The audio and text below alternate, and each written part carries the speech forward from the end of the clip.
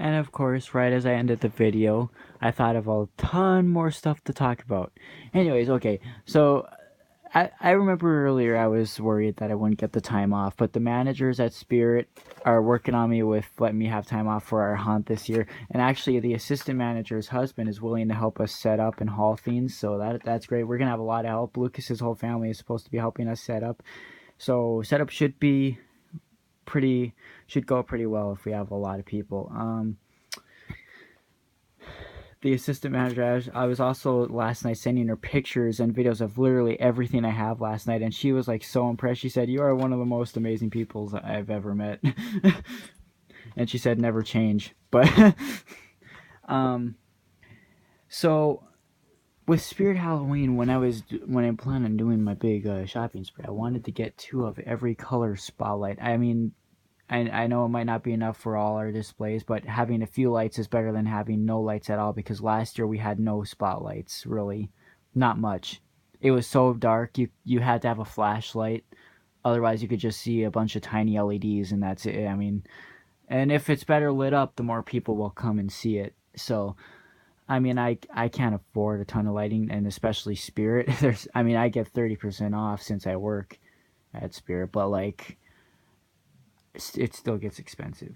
But I wanted like two of every color, like so two of the black black light spotlights, two of the purple fire and ice lights, maybe four of the red spotlights and four of the red fire and ice for because we have a big Forest of Hell section, and the red spotlights are supposed to be for the scarecrow scene. I'm not sure how I'm gonna cram all the scarecrows together because the area is kind of small, but the forest can fit quite a bit if I push everything back. Last year I had everything kind of close. I just didn't want people tripping over cords. um, so like for her, when she's like on top of the playground area, she's not gonna be moving. I can't get her to move at all anymore. She doesn't even move anymore. There's just gonna be a black light spotlight shining on her, giving her this very creepy glow. It'll look very creepy. A black light, so she'll just shine just like that. Um, and like underneath the playground, we're underneath the slide, and like the part where up there, like under, like, kind of like the sandbox area. That's where I'm planning on putting all the skeleton animals that we have, like the skeleton fish, like all those skeleton animals that they have from Big Lots, that we have, and those would look really cool. Rocky Horse Dolly was planned to go under the slide, but like I said, I don't know if we're gonna get her in time. If I'm gonna get her in time. Um, Hugs the Clown was supposed to go at the end of our tunnel when you come into the backyard after you see the thrashing clown and jumping spiders inside oh yeah, and the sitting scare clown's going to be in the tunnel this year.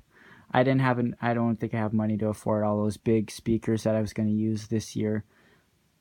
I'll have to do that for next year.